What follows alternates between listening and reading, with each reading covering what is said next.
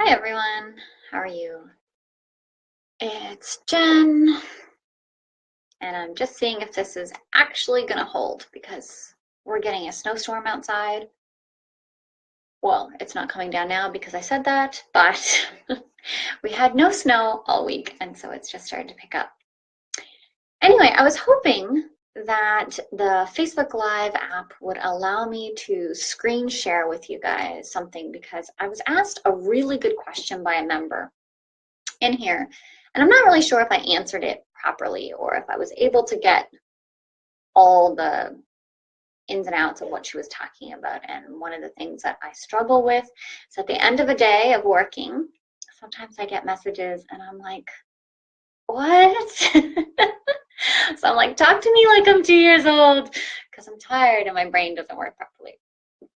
But anyway, one of the questions that I get asked a lot about is scheduling and, how do you plan it? How does it look like for you? And I think that's a really good question. But I want you to keep in mind as you're listening to how people are telling you about their days is to use it as an idea. Okay, so get an idea and then realize that that might not work for you. Okay, because I think the number one, I want to say hardest problem for people to overcome is what homeschooling really looks like.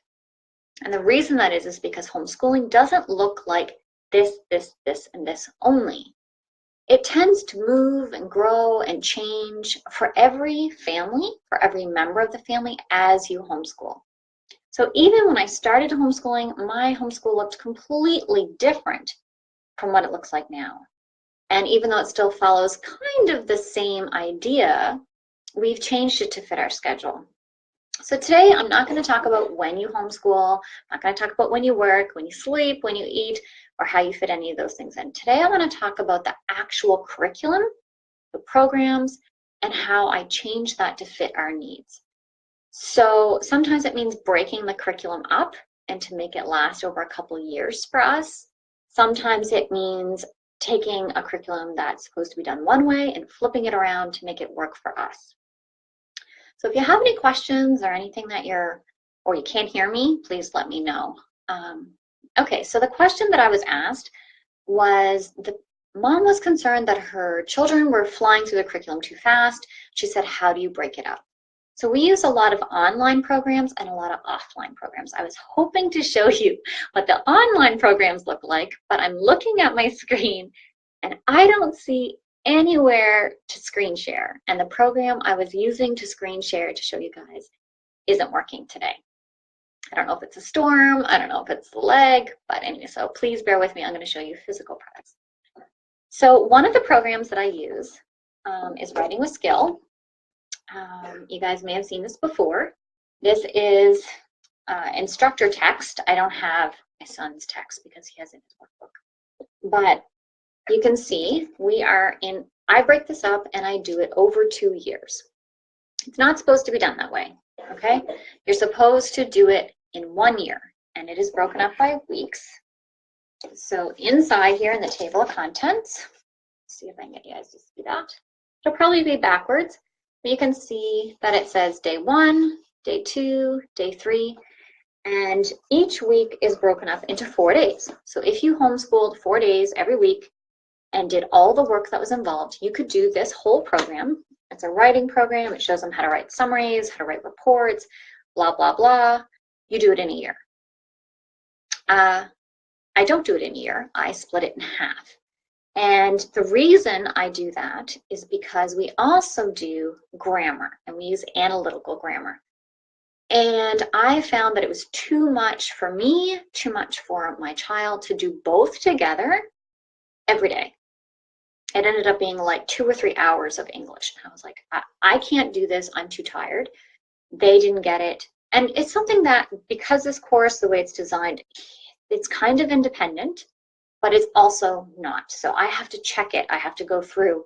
I have to make sure, I use the sequence. I use the rubric, what it's called, I think, and go through and make sure that they understand what they're doing, why they're doing it. Does it make sense? And then analytical grammar is the same way. It has a textbook, and you go through and it's sentence diagramming, and there's tests and there's previews and there's things to explain that I have to remind myself because I don't remember learning any of this stuff in school. So it was a lot of work. It was very dependent on me and the child. So for us, because you get to say what is a full course and what isn't, and you can kind of say, this is what it looks like for us. We broke it up. So he is done this for the year, and now we do analytical grammar, and that's English. And it takes an hour some days. So we do a day, one day. Oh yeah, you can hear me. Delay, how wonderful. It takes, I do one day, a day. And so sometimes that day takes 15 minutes. Some days it takes an hour. Some days it takes longer.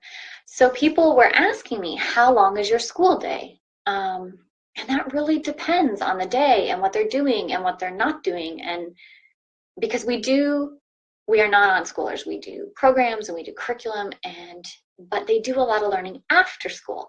So if you find your children are done all the textbook work by noon, and then you're like, oh, they're not learning anything all afternoon, ask anyone, and I guarantee you your child is still learning. Whether they're playing or they're reading or they're building or they're baking or creating, they're still learning.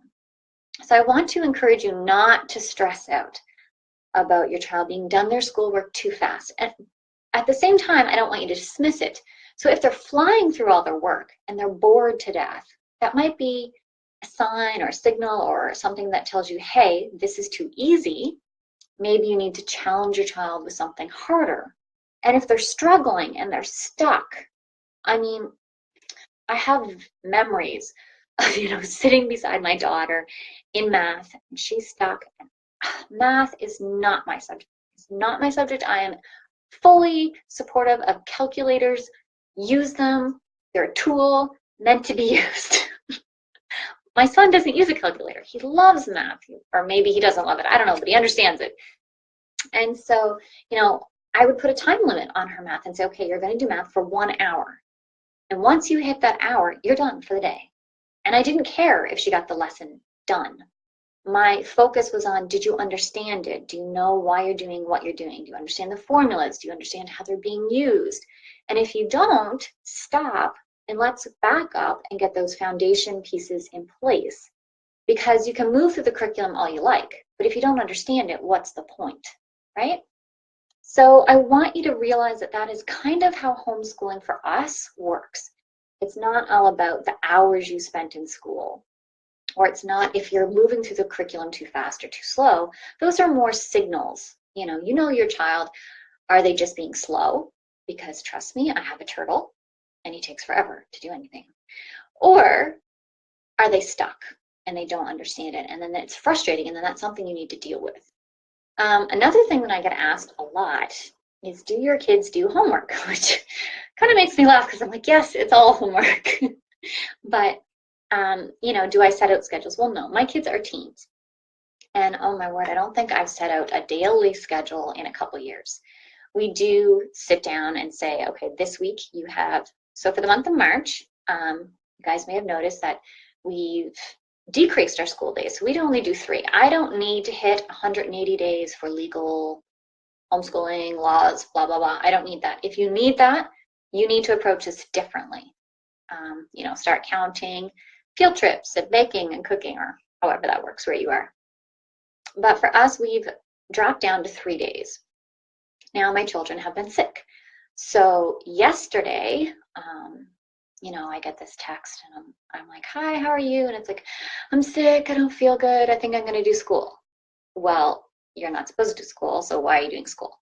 And people are like, do you make your child do school when they're sick? I'm like, no, but that doesn't mean they don't do it. So, for my kids, they're sitting there doing nothing, bored. So they may feel like, okay, I'm going to work on some science, or I'm going to read some books, or I'm going to play some games. That's all learning. And I think I totally got distracted from my point, which I forget, was about days and schedules. Oh yeah, so do I make a schedule for my kids each week? Whew. Okay, no, I don't. But you know, I do expect them to do school every week, and I don't care when they do it. And I've talked to them, you know, okay, we have 3 days of school this week. I want you to do 3 math lessons or days, but I don't care if they do all 3 math on Monday and then do Tuesday is English and Friday is science. I don't care how they do it, as long as it's all done by Friday. So the way it works in our house is if you don't have it all done by Friday, and the reason you don't have it done isn't because you're sick, or it isn't because you had appointments, or it isn't because we had to cancel school for the day. I mean, you have to be realistic, right? You have to be, what's the word I'm looking for? Smart? I don't know. You have to use good judgment. That's the word I'm looking for. But, you know, if they didn't do it, okay, well, congratulations. You now get to do school on the weekend. And they do, you know.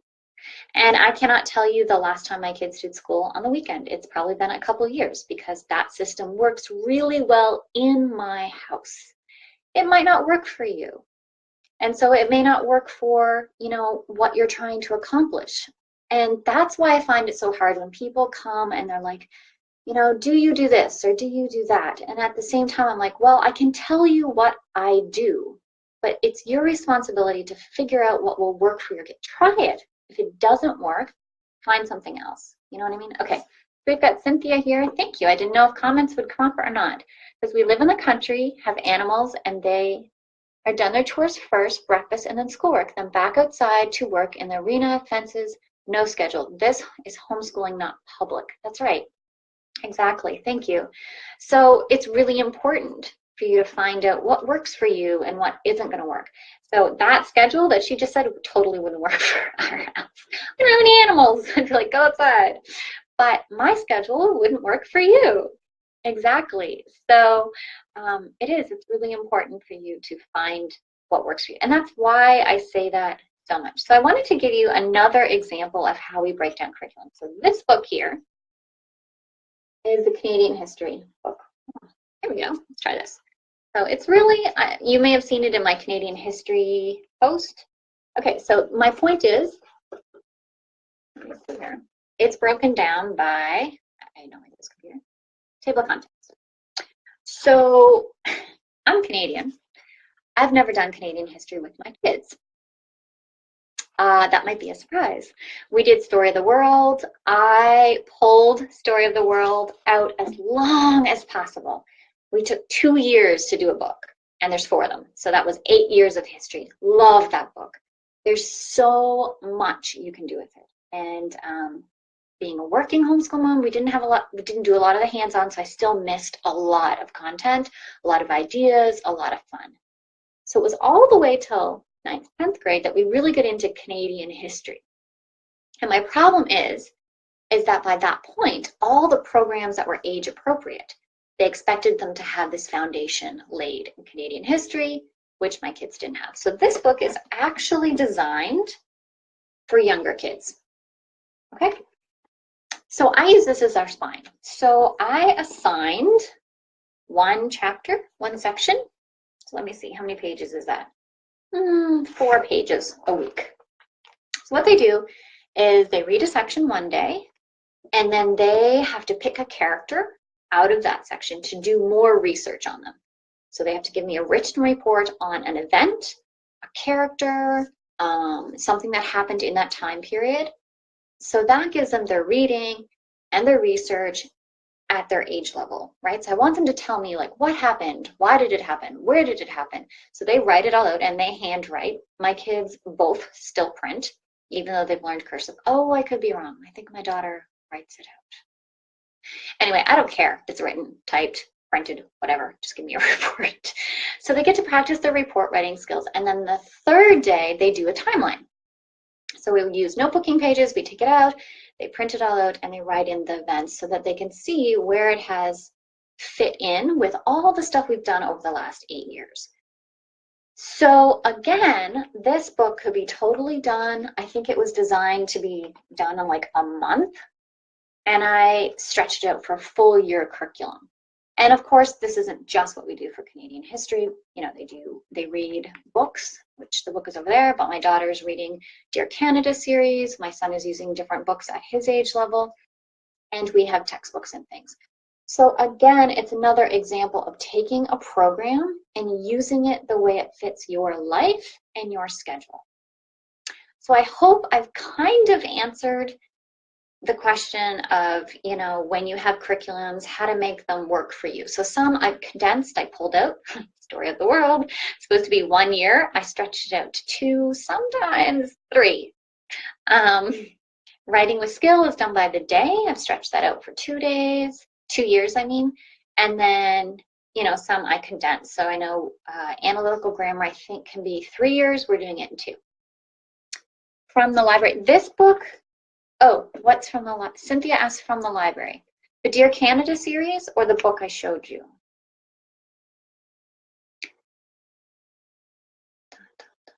If you're still here. So we use a lot of books from the library because I live in a mini home. So we use a lot of Kindle books, a lot of e-readers, extra reading. Extra reading I do from the library, or Amazon has those free ebooks. I'm actually going to be working on pulling out the list. So every Friday I pull out free readers, but we do a lot of library because I don't have room for tons and tons of bookshelves. I wish I did. And I also have like the school textbooks. Somebody was asking, can you use school textbooks? I use those as references. So they're like encyclopedias, so extra references. But yeah, we get our books mostly from the library. I just, look for Canadian history people, and she really likes it's like the American Girls, Dear America. I'd have to ask her, but it's Dear Canada, and then they have it's like a diary type book, but it's not real. It's based on real facts. I don't know if that makes sense. But yeah, that's what we use. Okay, I'm gonna go. Thank you so much for watching today. Again, if you have any questions, feel free to tag me in the group. Feel free to private message me. I do not promise to be coherent. But if I feel like I haven't answered you, I will try to get you the information you need. And thank you so much for being part of this group. I really appreciate all the support that you guys give one another. It's a real blessing. So thank you. Have a good day.